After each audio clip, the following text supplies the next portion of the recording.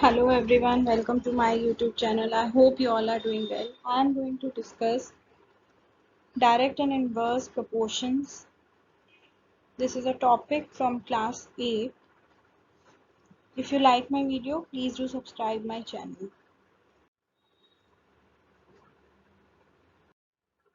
Let us first try to understand what is the definition for direct proportions. When can we say the things are in direct proportion?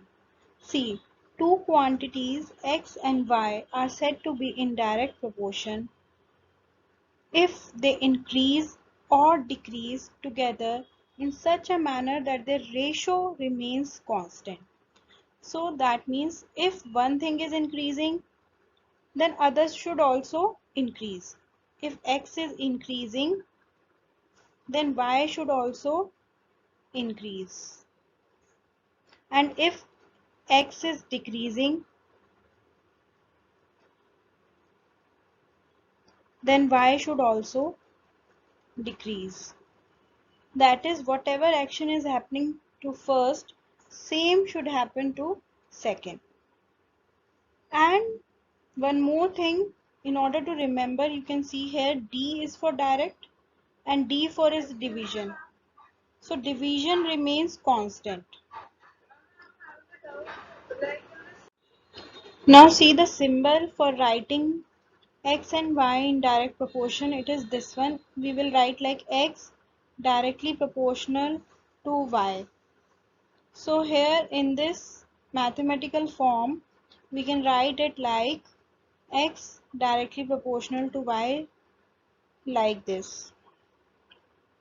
So this was a definition. Let us try to understand the definition with the help of examples.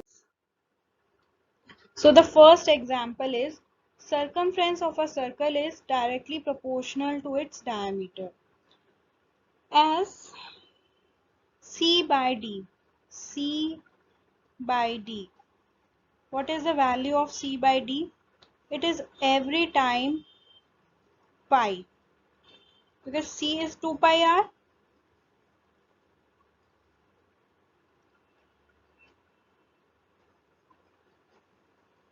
And D is 2r. So every time when we are finding out the value of C by D, it is coming out equal to be pi, which is a constant. That is, the ratio of circumference and diameter is a constant. So circumference and diameter are directly proportional. We can write it like C is directly proportional to D, or we can write it C is equals to pi D.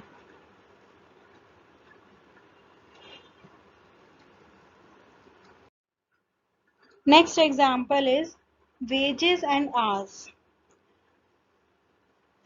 For those persons who are working on daily wages, wages are directly proportional to the hours. How? We are calculating the wages. The more they work, the more money they are earning. Because here wages are directly proportional to hours, we can say. Next example is, suppose a loaded truck travels 14 km in 25 minutes. Now if the speed is remaining constant, how far can it travel in 5 hours? See, speed is constant. That means more the, here earlier it was 25 minutes. Now it is 5 hours. So that means we have increased the time duration. That means distance will also increase, because distance is directly proportional to time taken. This is just because speed is constant. If we are increasing or decreasing speed, we cannot say this thing. But speed is same. So whatever is the distance, what accordingly time will be there. That means if we are increasing the duration of time, then distance traveled will also increase. So we can write d1 by t1, d1 by t1 equal to d2 by t2. And one more thing, that units should be same while dividing. Here 25 minutes is there. So that means you have to convert 5 hours also in minutes. That is 300 minutes. On solving, you will get x as 168 kilometers. That is, the distance traveled will be 168 kilometer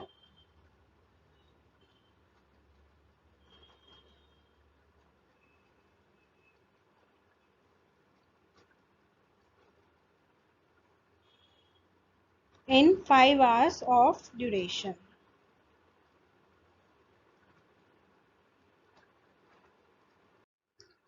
Let us take one more example. A 5 meter 60 centimeter high vertical pole casts a shadow of 3 meter 20 centimeter long. Find at the same time length of shadow cast by another pole which is of height 10 meter 50 centimeter. So here we have made one table. As table method is very easy. How to make the table? We have taken two rows, height of pole and length of shadow. Obviously, if the height of pole will increase, the length of shadow will also increase. So that means they are in direct proportion. Suppose height of pole is 5 meter 60 centimeter. So that means it will be 5.6 meter. Next measurement is 3 meter 20 centimeter. That means length of shadow will be 3.20. Next they are saying length of shadow cast by another pole which is of height 10 meter 50 centimeter. So height is 10.5 for another pole. This is pole 1 and this is pole 2. So they are asking you to find out the length of shadow. So let the length of shadow be x.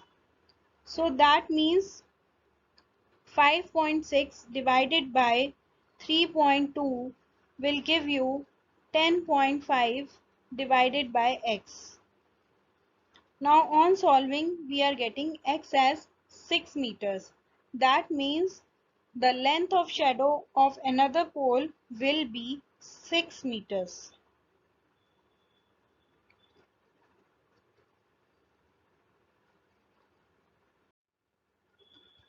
Next is inverse proportion. As the name suggests, the things are inverted now. If one thing is increasing, increase in x causes decrease in y. Another thing is decreasing at the same time. That means,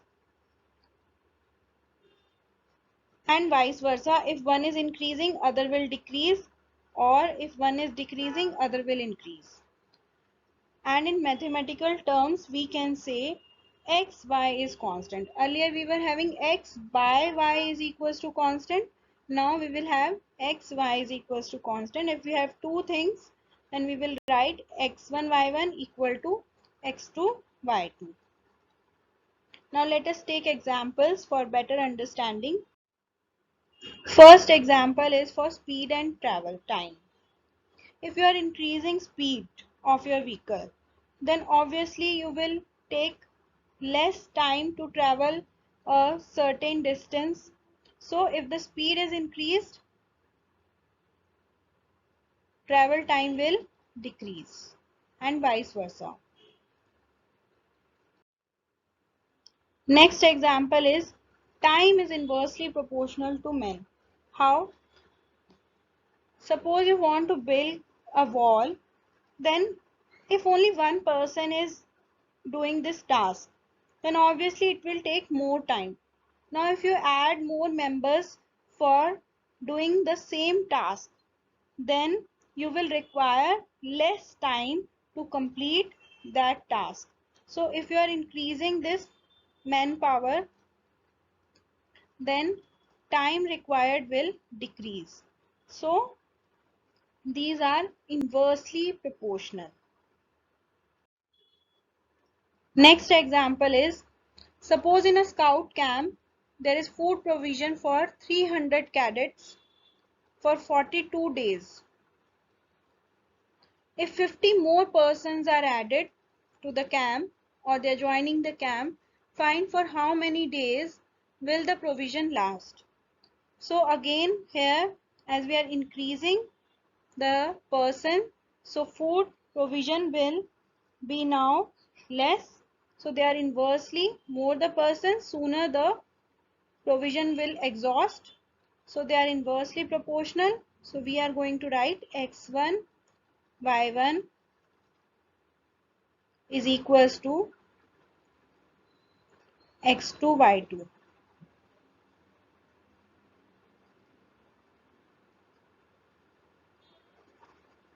Let us take x to be number of cadets, this to be x1, then this will be your y1,